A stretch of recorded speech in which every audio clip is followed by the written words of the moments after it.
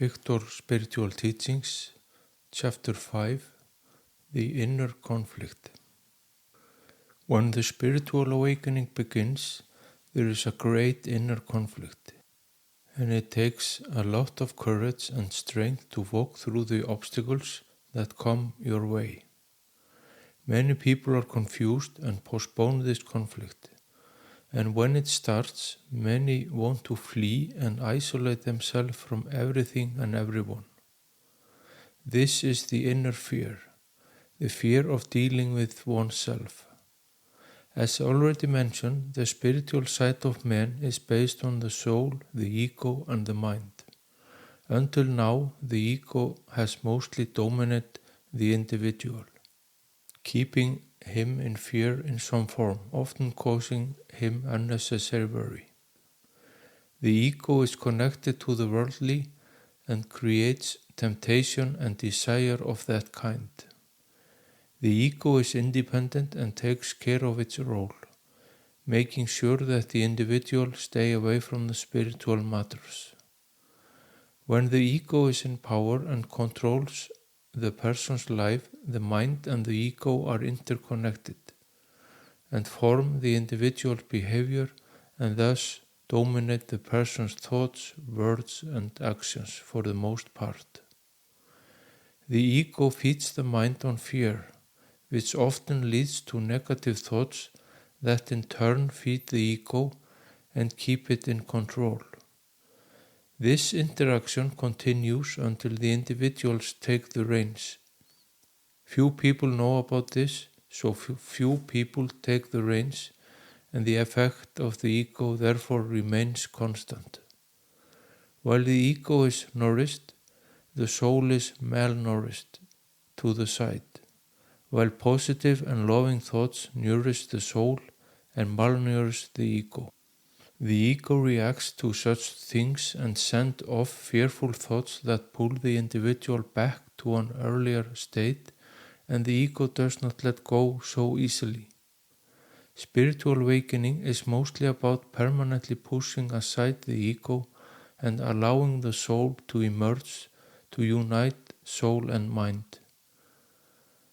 When this has been achieved, the person's thought changed and become more loving and positive in every way.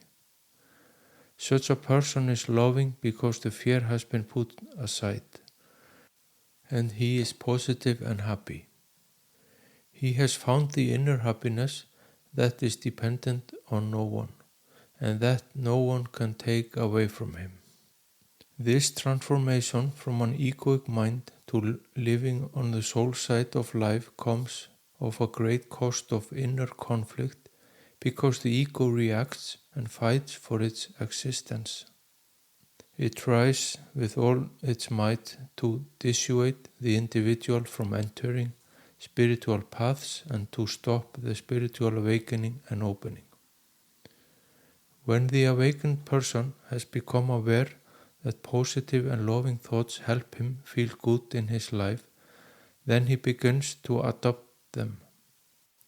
But then the ego reacts with fear and negative thoughts, and the person does everything he can to maintain positivity and love in his thoughts.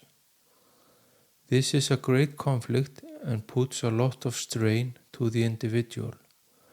But with determination, the ego will eventually give in, the soul will take over, and the soul and the mind will unite.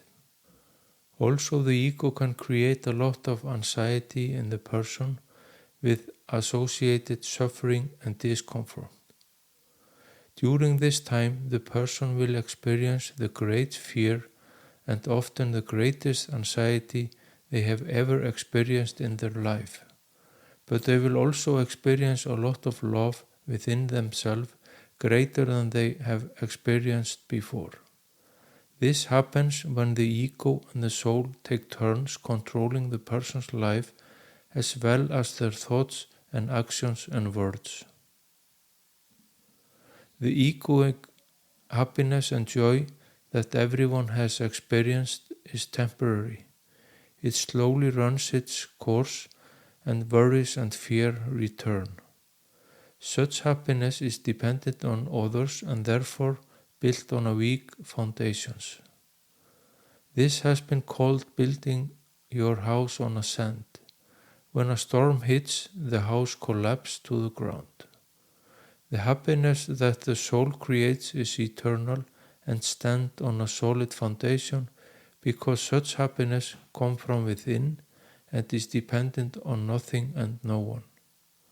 Such a house is built on a rock and can withstand all weather and winds. It is important during this state of spiritual awakening to be mindful of one's thoughts, action and words. One must always direct them towards love and positivity, and treat oneself and others with love, and if this is done long enough, the transformation begins to take place. Also, the person needs to be aware of that fear is an illusion and only figment of the mind and the ego. It is a good idea to review your thoughts and behavior in the evening in order to stay on track. It can be difficult to always be loving because the people you interact with are different. But it is important to keep calm and balanced in every trial and not be tempted to fall into negativity and evil, even if you experience such behavior. A person who has begun to analyze his thoughts, actions and words has awakened to a consciousness of himself. He also begins to sense and read the emotions that arise. One of the things that the ego does is pull down all the spirituality. An example of egoistic thinking that springs up in the persons who has awakened is, "This spiritual matters is just nonsense. There is no proof for any of this, so it is best to stay away from it."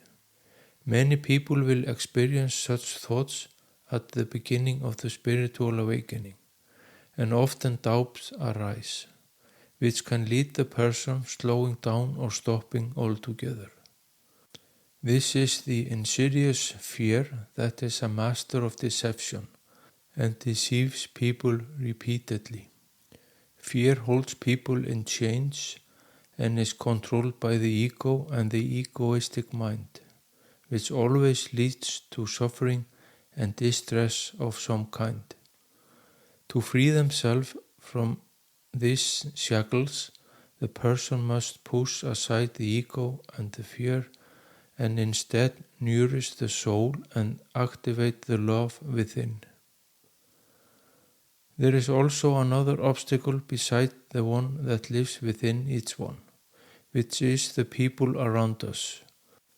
Closest relatives and friends often try to minimize and downplay spiritual issues and may react in a negative way when the newly awakened person comments on his or her experiences with loved ones.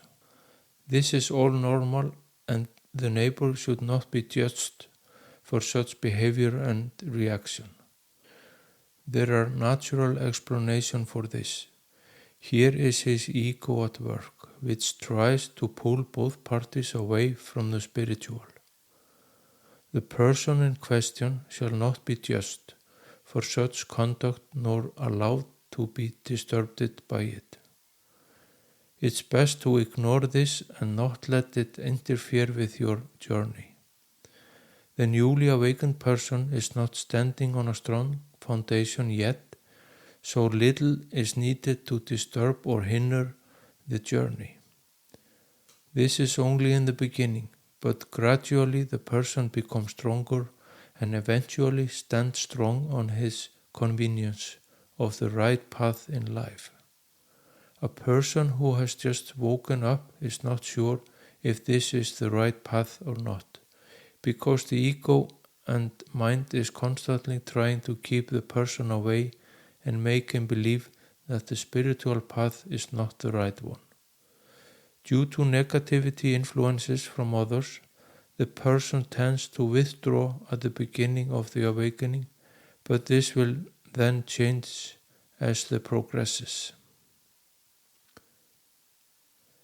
There are also many things in the society that have a limited effect on a spiritual awakening and opening. The dominant forces at any given time are egoistic and governed by the fear, so love is often far away. Here it is the fear of losing power and one's position in society. This comes from the greed that often accompanies younger souls. But greed is the driving force that drives the young souls forward, and are often very productive and accomplished a lot.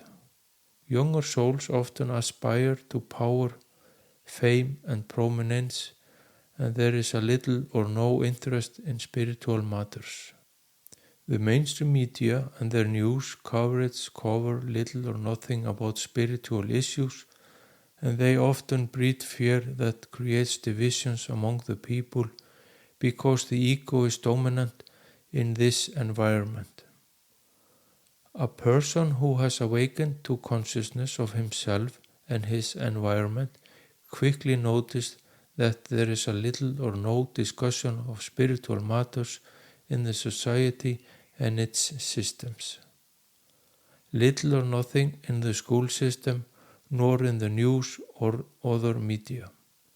Therefore doubts can arise on those who are awakened up or having recently woken up. As has been discussed, there is much that works against the spiritual journey and little that supports the persons in the process. The voice in the head constantly urges the person to stop. Closest relatives and friends often react in a negative way, and there is no support in the society in general. It therefore takes a lot of willpower and determination at the beginning of the awakening and when the opening is about to begin. Despite all this negativity and all the impulses that encourage the person to turn back, it is the voice of the soul, the inner wisdom that calls and encourages the person to continue the journey, and one thing is certain, the spiritual path and the journey are the only true way. The inner conflict between soul and the ego, which is shocking at first, has a great effect on the awakened one. This has a great impact on the mood and emotions of the person, and great emotional fluctuations occur. The person will experience great sadness, joy, anger, fear, anxiety, and a great imbalance within themselves. And these feelings will arise much stronger than before. Often there is a short time between crying and laughter. It is good to be alone with yourself, go for a good walks, and allow all the feelings that live in your heart to come to the surface. At this point in the process, the determination of the awakened is severely tested, as is the strength to fight against the adversity that the spiritual awakening receives from all directions, but most of all from within, from one's own ego, which is the greatest obstacle that must be overcome. Therefore, it is important to be aware of your thoughts, push negative thoughts away when they appear, and draw your mind into positivity and love. If the negative thoughts are not addressed as soon as they occur, they intensify, and the awakened person can go off track for a while. This does a little more than delay the journey and the process, only causing the person suffering and distress. If doubts arise about the spiritual path, whether it is the right one and whether it might be the best to wait a while, then these are the thoughts from the ego to sow doubts. The thought of giving up will come up many times, and it will put a great strain on the determination of the awakened one. All of this is one of the many manifestations of the fear that emanates from the ego.